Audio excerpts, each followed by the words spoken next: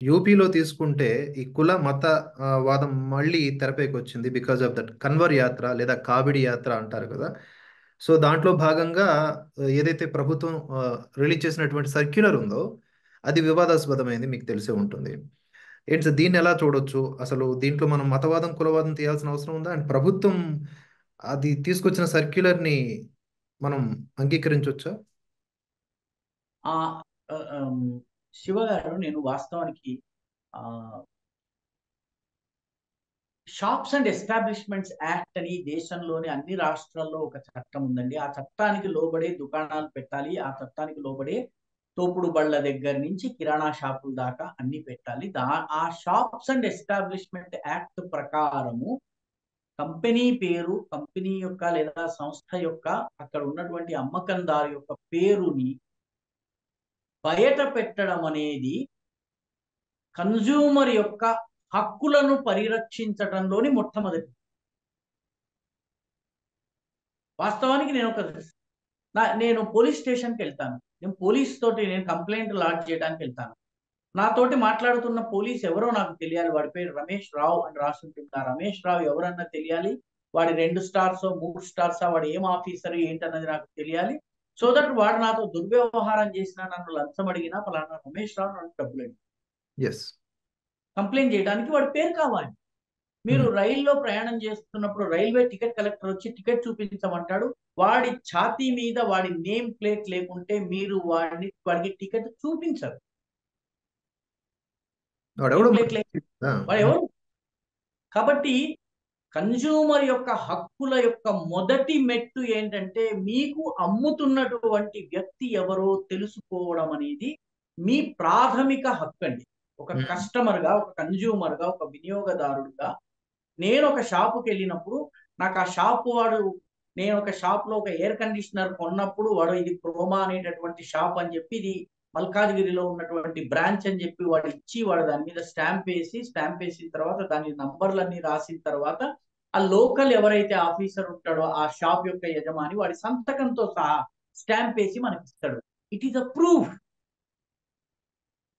కాబట్టి కన్జ్యూమర్ యొక్క హక్కు ఏంటంటే, ఈ వస్తువు ఏమిటి, దాని నాణ్యత ఏమిటి, దాని బరువు ఎంత, అందులో వాడు ఏ ఏ ఆహార పదార్థాలు ఉన్నాయని చెప్తున్నాడో అవి వాస్తవంగా ఉన్నాయా, ఏ క్వాలిటీ అని చెప్తున్నాడో ఆ క్వాలిటీ ఉందా, నాకు అమ్ముతున్న వ్యక్తి ఎవడు, ఇది తెలుసుకునే హక్కు మన అందరికీ ఉందండి. మన కన్జ్యూమర్స్ అందరికీ ఉంది. హ్మ్. ప్రతి కన్జ్యూమర్కి ఉంది. కాబట్టి కన్జ్యూమర్స్ అందరి హక్కులలో భాగం ఏంటంటే, అమ్మేవాడెవరో తెలుసుకోవడం నా హక్కు. బట్ ఇక్కడ ఆ ఏమైందంటే హక్కు ఆ! హ్మ్. నేను చెప్తున్నాను. కావడి యాత్రకి సంబంధించినంత వరకు, కావడి యాత్ర విషయంలో ఎందుకు ఈ రకంగా అందరూ తమ పేర్లని చెప్పాలి అని అడుగుతున్నారు. దుకాణదారుల్లో సిక్కులున్నారు, జైనులున్నారు, బౌద్ధులున్నారు, ముస్లిములు హిందువులున్నారు, ముస్లిములున్నారు, క్రైస్తవులు కూడా ఉన్నారు. ఇప్పటి వరకు ఒక క్రైస్తవుడు నా నేమ్ ప్లేట్ పెట్టడం అంటే నాకు అభ్యంతరం అనలేదు. ఒక జైనుడు అనలేదు, ఒక బౌద్ధుడు అనలేదు, ఒక సిక్కు అనలేదు, ఒక హిందూ అనలేదు. కేవలం ఒక ముస్లింలకి మాత్రమే అభ్యంతరం ఎందుకు ఉందండి? కావడి యాత్రలో ఏమన్నారంటే, కావడి యాత్ర అంటే కావళ్లలో నడుచుకుంటూ వెళ్తారు. హరిద్వార్‌లో గంగ నీరు తీసుకుంటారు. తమ ఊరికి వచ్చి తమ ఊర్లో ఉన్నటువంటి శివుడికి ఆ జలంతో అభిషేకం చేస్తారు. ఈ 22 జూలై నుంచి మొదలుపెట్టి, అంటే మీకు ఆగస్టు 2 దాకా ఈ కావడి యాత్ర మీకు బీహార్ నుంచి మొదలుపెట్టి ఉత్తరాఖండ్ దాకా జరుగుతుంది. చాలా పెద్ద సంఖ్యలో జరుగుతుంది. మధ్యప్రదేశ్ నుంచి, ఛత్తీస్‌గఢ్ నుంచి, రాజస్థాన్ నుంచి, పంజాబ్ నుంచి, హర్యానా నుంచి కూడా పెద్ద సంఖ్యలో భక్తులు వస్తారు. ఈవెన్ జమ్మూ ప్రాంతం నుంచి కూడా నడుచుకుంటూ వస్తుంటారు. ఉత్తర భారతదేశంలో ప్రతి సంవత్సరము 2.5 నుంచి 3 కోట్ల మంది ప్రజలు ఈ కావడి యాత్ర చేస్తారు. హ్మ్. సో ఈ కావడి యాత్ర చేసేది వీళ్ళు ఒక దీక్షలో భాగంగా చేస్తారు. మనం అందరం అయ్యప్ప దీక్ష తీసుకుంటాం.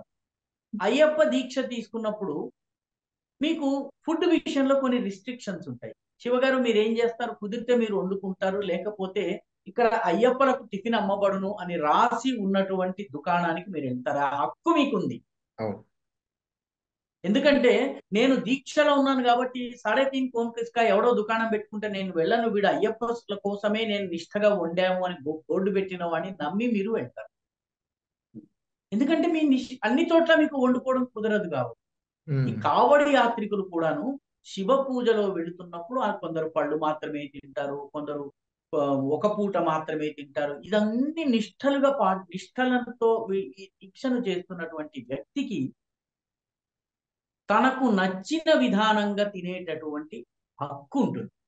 అదొక మతం. ఈ రాజ్యాంగంలోని ఆర్టికల్ 14 ఏదైతే మనకి మత స్వేచ్ఛని 14 and 15 ఇచ్చినాయో దానిలో భాగంగా నేను నా మతం ప్రకారం ఉపవాసం చేసి శాకాహారం తిని ఫలానా వాడి చేతుల్లో తినే హక్కు నాకు రాజ్యాంగం కల్పిస్తుంది. కాబట్టి రాజ్యాంగం కల్పించిన హక్కులో భాగంగా నేను హిందువు చేతిలో తినాలని కోరుకుంటాను. కాబట్టి కావడి యాత్ర వెళ్తున్నటువంటి వాళ్ళు చాలా సందర్భాలు ఏమవుతుందంటే దుకాణం వాడు ఏ సమోసాలో బీఫ్ పీసెస్ పెట్టో లేకపోతే ఇంకేదో పెట్టో ఈ రకమైన అమ్ముతాడు. వీడు తిన్న తర్వాత వీడు తెలుస్తుంది, తెలిసేటప్పటికి గొడవలు అవుతాయి. ఉత్తరప్రదేశ్ లో ఉత్తరాఖండ్ లో గత అనేక సంవత్సరాలుగా కావడి యాత్ర సమయంలో యాత్రికులను అవమానపరచటము, వాళ్ళ చేత బలవంతంగా మాంసం తినిపించే ప్రయత్నం చేయడం, మోసపూరితంగా మాంసం తినిపించే ప్రయత్నం చేయడం, ఇవి రైట్స్ కి దారి తీయటము, ఈ గొడవలు చివరికి మత కల్లోలాలకు దారి తీయడం జరుగుతుంది. సో వాటిని ఆపాలంటే మంచి ఇలా సర్క్యులర్ అనుకోవచ్చు అయితే. కాబట్టి ఇది కొనే వ్యక్తికి నేను ఎవరి దగ్గర కొంటున్నాను అన్నది తెలిసి, ఇప్పుడు నాకు తెలిసి నేను అబ్దుల్లా దగ్గర కొన్నాను అనుకోండి, తప్పు లేదు. అబ్దుల్లా దగ్గర కొనొద్దు అని చట్టం చెప్పడం. నువ్వు కొంటున్నది అహ్మదా, అబ్దుల్లాయా లేకపోతే ఆత్మారామా అన్నది నీకు తెలుసుకునే హక్కు ఉంటుంది. నా ఇష్టము ఆ రకంగా ఏ షాప్కి వెళ్ళాలో, హోటల్లో ఏ హోటల్కి వెళ్ళాలి నీ ఇష్టం. నేను ఆనంద భవన్కి వెళ్తానా, మినర్బాకి వెళ్తానా, లేకపోతే కామత్కి వెళ్తానా, ఇది మై చాయిస్. ఇష్టమున్నా లేకున్నా నువ్వు నా పక్కన ఉన్నటువంటి కెఫే బస్రాకు వచ్చి ఇక్కడ మాత్రమే టీ తాగాలి, లేకపోతే తవక్కల్ హోటల్లోనే టీ తాగాలని చెప్పి ఎవడన్నా అడుగుతాడా? కావడి యాత్రలో కూడాను యాత్రికులు ఎవరైతే ఉన్నారో వీళ్ళు ఒక ధార్మిక నిష్ఠలో ఉన్నటువంటి వాళ్ళకు కొన్ని నియమ నిబంధనలకు లోబడి వాళ్ళకు భోజనం చేయాలని కానీ, లేకపోతే అల్పాహారం తీసుకోవాలని కానీ, ఏదైనా తాగాలని కానీ అనిపిస్తే తమకు నచ్చిన షాపుకి వెళ్ళే హక్కు వాళ్ళకు ఉండాలి. ఏ రకంగానైతే అయ్యప్పలకి హక్కు ఉంటుందో అదే రకంగా కావడి యాత్రికులకు ఉండాలి. అయ్యప్పల హక్కు విషయంలో దక్షిణాదిలో ఎవరు ప్రశ్నించరు. ఎందుకంటే మనందరం అయ్యప్ప దీక్షలకు వెళ్ళిన వాళ్ళం. శివగారు మీరు వెళ్ళారు, నేను ఎప్పటికీ వెళ్ళలేదు ఒక్కసారి కూడా, మీరు చాలా సార్లు వెళ్ళారు. కాబట్టి అయ్యప్ప తన దీక్షను పాటించేందుకు ఏమేమి కావాలో అవన్నీ భక్తుడు చేయడానికి ఎట్టయితే ఉంటుందో కావడ దీక్షలో కూడాను నాకు ఫలానా ఈ షాపు నుంచి కొనుక్కోవాలని ఉంది, ఈ షాపు ఓనర్ ఎవరు, వీడు నాకు హలాల్ వస్తువు అమ్ముతున్నాడు. ఇప్పుడు ఒక ముస్లిము హలాల్ తినాలా హరాం తినాలా అన్నప్పుడు వాడికి హలాల్ తినాలని ఉన్నట్టయితే హలాల్ తినే హక్కు ఉంటుంది వాడికి. నాకు హలాల్ చేసిన మాంసం పెడితేనే నేను తింటాను అంటే, హలాల్ చేసిన మాంసం మా దగ్గర లేదండి, మీరు వేరే షాప్కి వెళ్ళండి అని చెప్పొచ్చును. లేదా ఫలానా షాప్లో హలాల్ ఉంది, మీరు వెళ్ళి అక్కడ తినండి అని చెప్పు. హలాల్ అడిగేటటువంటి హక్కు ముస్లింకు ఉన్నప్పుడు నాకు ఫలానా రకమైన ఫుడ్ కావాలనే హక్కు హిందువుకి ఎందుకు ఉండదు? కరెక్ట్. ఒకటవ ప్రశ్న. రెండవది, ఒక చోట మటన్ అమ్మే షాప్ లో పోర్కు అమ్ముతున్నాడు, అదే విధంగా మటన్ అమ్ముతున్నాడు. రెండు మిక్సే. పోర్క్ ముస్లిములకి ఆమోదయోగ్యం కాదు. ఎక్కడైతే పోర్క్ వండుతున్నారో అక్కడ వాడు కొనకుండా ఉండే హక్కు ముస్లింకు ఉంది. లేదు లేదు నేను పోర్క్ తయారు చేస్తాను, అయినా కూడా నువ్వు తినాల్సిందే నా షాప్ లోంచి అని చెప్పి హిందువు కానీ దుకాణదారు కానీ అతన్ని దబాయించరు. కాబట్టి ఫుడ్ చాయిసెస్ విషయంలో హిందువుకి కూడా తనకు నచ్చిన రీతిలో అన్నము తినేటటువంటి, కొనుక్కుని తినేటటువంటి లేదా ఇది చేసేటటువంటి హక్కు ఉంది.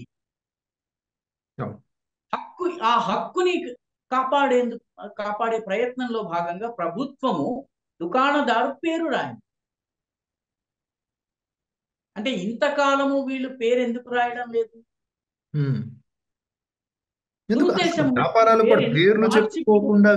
పేరు చెప్పుకోవాలంటే ఇంత భయపడుతున్నారు, కంగారు పడుతున్నారు, లేకపోతే ఎందుకు ఇంత గగ్గోలు పెడుతున్నారు?